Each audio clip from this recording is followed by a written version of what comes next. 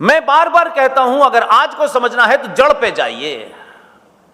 जड़ को अगर आप पकड़ लेंगे तो फिर पता चलेगा कि ये सारे देश में सर तन से जुदा हो क्यों रहा है। हम जड़ पे नहीं जाना चाहते, जबकि सनातन मानता है कि सनातन जड़ है। हमारे शास्त्रों में, हमारे साहित्य में कोई बात हवा में नहीं कही गई है। हम उन लोगों में से नहीं है जो ये नहीं बताते कि आसमानी किताब आई तो थी लेकिन कॉरियर कंपनी का नाम नहीं बताते।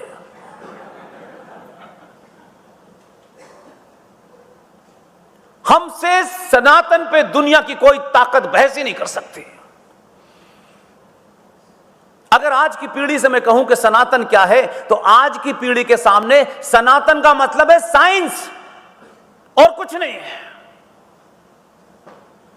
लेकिन मोहल्ले मोहल्ले, गली गली कुछ लोग, हिंदुत्व की दुकान चलाने वाले लोग, अपने निजी स्वार्थों के लिए उन्होंने सनातन को कितना बौना कर दिया है।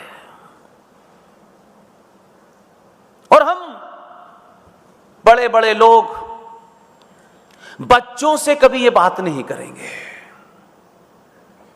हम खुद मंदिर जब जाएंगे जब बेटा फेल होने वाला होता है, जब बेटी की शादी के लिए सही लड़का नहीं मिल रहा होता है, तब हमें भगवान याद आते हैं। और क्योंकि शादी बड़ा काम है तो उतने ही बड़ा भंडारे का भी वादा करके आते हैं। और फिर कहते हैं कि बच्चे मंदिर नहीं जाते। तो यह हमने अपने स्वार्थों के हिसाब से बनाया है। इसलिए सनातन को लेकर के कितना भ्रम हमारे लोगों ने फैलाया है। लेकिन मुझे खुशी है कि बड़े बड़े अंग्रेजी स्कूल के बच्चे जब ईमेल करते हैं, 2-2 बजे ईमेल करते हैं, तो मुझे एक बात तो समझ में आती है, जिसके कारण आपके आयोजक जब प्रोग्राम के शुरू हुआ और मुझे मंच पे बुलाया तो एक साहब 3 बोतल रख गए यहां। बोला इसकी जरूरत पड़ेगी। 1912 से लेके अभी तक इसकी जरूरत पड़ी नहीं, क्योंकि इसमें 2 राज हैं। अगर इसको पीऊंगा तो लोग कहेंगे पी पी के देता है ये, मुझे प्यास लगती नहीं है। मैं 4 घंटे बोलूं, 5 घंटे बोलूं, ये सिर्फ बोलने का कारण नहीं है, ये सिर्फ प्यास नहीं है, ये कोई शक्ति मुझसे ये काम करा रही है और मैं उसे करने की कोशिश कर रहा हूं।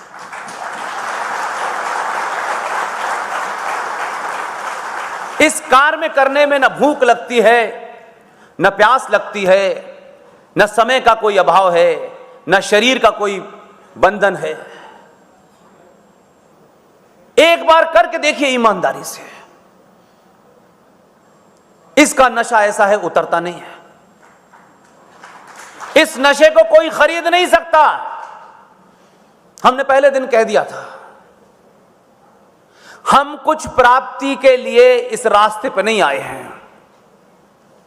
बड़े बड़े 2 कौड़ी के लोग खरीदार मार्केट में घूम रहे हैं। जिस दिन बिकना होगा उस दिन छोड़ देंगे। अगर ये हालात ऐसे हो जाएंगे कि इस मूवमेंट को चलाने के लिए हमें किसी का मुंह ताकना पड़ेगा, उस दिन बंद कर देंगे। इसलिए उस मुस्लिम लीग के अल्लामा इकबाल के, जिसने 2004 में 1904 में यह तराना लिखा, 1906 में मुस्लिम लीग बनी और 1910 में उस इकबाल का वो तराना जो भारत का पूरा देश गाता है, उसकी फितरत को नहीं जानता। वो कौन था, कहां से आया था, क्या करता था, नहीं जानता। 1910 में वो आदमी जब मिल्ली तराना लिखता है, वही आदमी जो सारे जहां से अच्छा हिंदुस्तान हमारा 1904 में कह रहा है, लेकिन 1910 में वो मिल्ली तराना लिखता है। शायद आपने कभी पढ़ा नहीं होगा। मुझे अल्लाह मियां ने उसी यूनिवर्सिटी में पैदा किया है जहां एक से एक ऐसे मक्कार पैदा हुए थे। और वो मिल्ली तराना क्या है?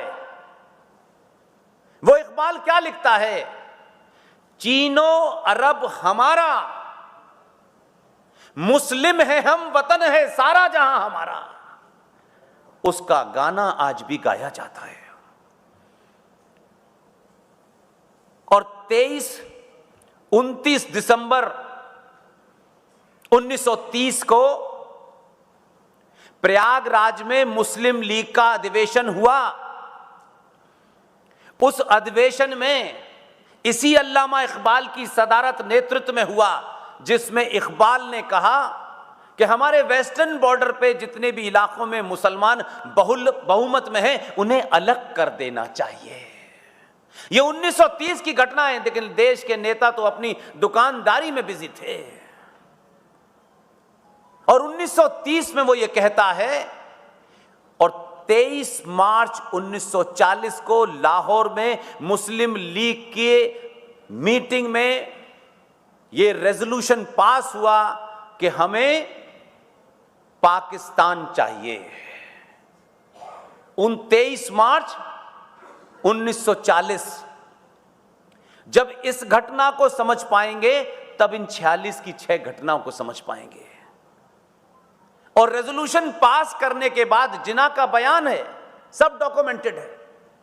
जिन्ना ने कहा कि हमारे पास जो मुसलमान हैं वो असली मुसलमान हैं, और कांग्रेस के पास जो मुसलमान है वो नकली मुसलमान हैं। लेकिन यहां क्योंकि जिन्ना ने कह दिया था, तो लिहाजा हमको उससे बड़ा साबित करना था। तो 1940 में झारखंड की राजधानी रांची से 125 किलोमीटर दूर एक रामगढ़ नाम की जगह है। उस रामगढ़ में कांग्रेस पार्टी का अधिवेशन हुआ, और उस अधिवेशन में 1888 में एक आदमी मक्का में पैदा हुआ, 1906 में भारत आया, न स्कूल गया, न कॉलेज गया, न कच्ची पहली, न पक्की पहली, न मदरसे में, जिसे भारत राष्ट्र के लोगों ने 10 साल तक पहले शिक्षा मंत्री के रूप में झेला, जिसका नाम है मौलाना अबुल कलाम आजाद। कांग्रेस पार्टी ने जिन्ना के उस जुमले के विपरीत 40 के अंदर मौलाना आजाद को कांग्रेस पार्टी का अध्यक्ष बनाया। इस घटना के बाद जब आप 46 की 6 घटना सुनेंगे तो आपको एक एक चीज क्रिस्टल क्लियर हो जाएगी। जनवरी में मैंने बताया कि जैसे ही कांग्रेस पार्टी चुनाव जीत गई, इमीडिएटली मार्च में क्लेमेंट एटली का एक बयान है जो 3 मूर्ति के दस्तावेजों के अंदर अवेलेबल है। उन्होंने फौरन कहा कि हम शीघ्र ही सत्ता का हस्तांतरण करने वाले हैं,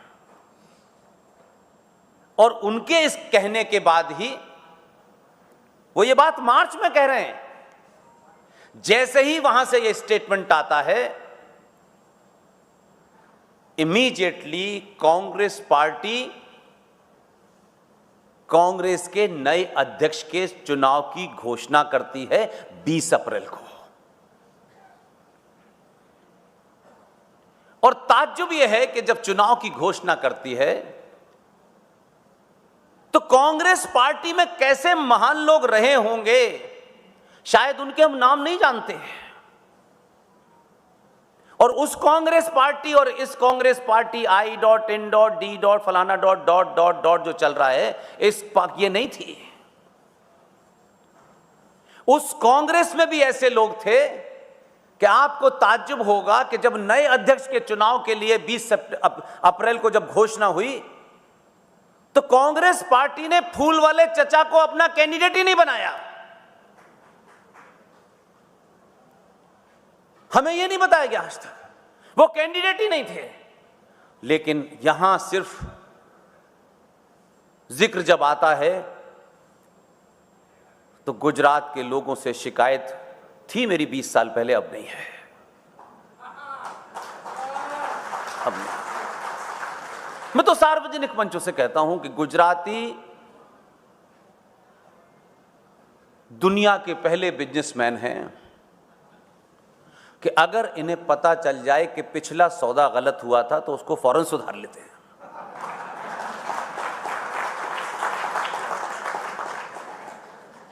बहुत लोग होंगे, हो सकता है कि आदमी गलती करके उसके अडामेंट रहे। आप विश्व में एकमात्र ऐसे लोग हैं कि 47 में अगर आपसे भूल हुई थी तो 2014 में सुधार लिया आपने। तो गांधी जी का बयान आया और उन्होंने कहा कि भाई नेहरू को तो मेरी पहली पसंद है। हम तो कुछ और समझते थे, ये भी पसंद में निकले उनके। तो सिर्फ कांग्रेस पार्टी में अपने कद का इस्तेमाल करके नेहरू को कैंडिडेट बनाया। पूरे 15 असेंबलीज में से 15 वोट आने थे और 15 वोट आ गए। और गांधी जी ऐसे नहीं, बड़े खिलाड़ी थे। सबसे नजदीक, जो उनके सबसे प्रिय थे, उनको उस पूरी प्रोसीडिंग को देख रेख में रखा गया कि आप कार्यकारी अध्यक्ष हैं, आपकी देख रेख में ये पेटियां खुलेंगी। आप सबसे नजदीक आदमी थे। लेकिन मैं यहां से उस आदमी की तारीफ करता हूं, वो नजदीक भले ही गांधी का रहा हो, लेकिन समय पे उसने सच का साथ दिया। पेटियां खुली, 15 वोटों में से 1 वोट इनवैलिड, उस जमाने भी ज्यादा पढ़े लिखे लोग थे। 2 वोट पट्टाभी सीतारमन को मिले और 12 के 12 बटे वोट सरदार पटेल को मिले।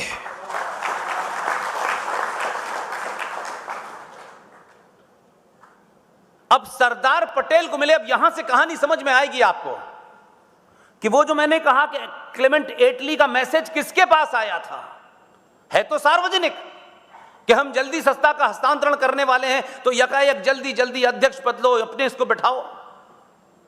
जिस आदमी को अपनी पार्टी के अध्यक्ष बनने के लिए एक भी वोट नहीं मिला, इस देश का दुर्भाग्य देखिए, ट्रेजेडी।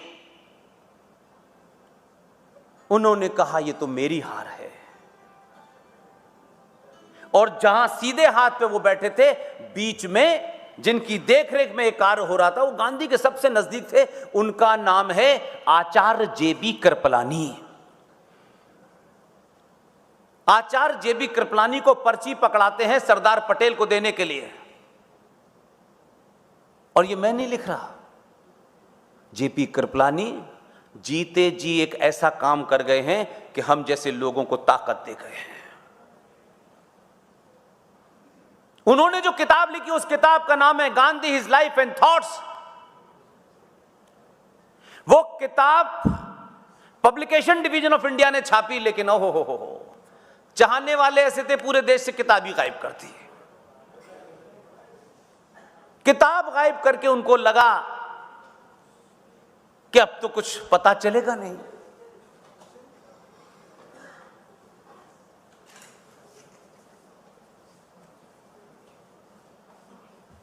क्या हुआ?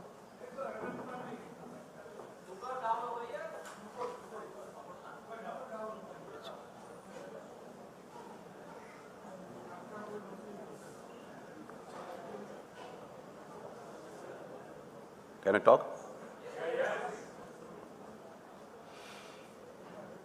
अब उनकी वो किताब मार्केट में नहीं है क्योंकि सरकार ने छापी थी। ऊपर वाले की मर्जी थी, हम तक पहुंच गई कहीं से। आप सोचिए कि उन्होंने सरदार पटेल को चिट लिख के कहा कि तुम विड्रॉ कर लो, और उसके पेज नंबर 248, 249, 250 पे यह घटना लिखी हुई है जो आदमी प्रत्यक्ष गवाह था और गांधी का सबसे क्लोजेस्ट था। सरदार पटेल ने उस पर्ची को रख दिया और थोड़ा नाराजगी प्रकट की। दूसरी पर्ची पकड़ाई, पराकाष्ठा है बेहयाई की यार। बड़े लोगों के दौर में अगर आंखों से यह पता चल जाए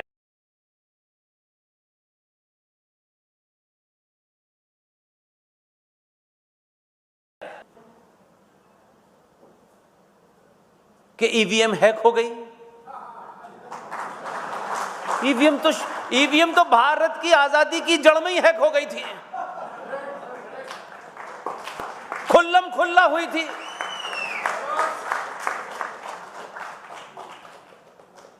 इसलिए कोई नई बात नहीं है।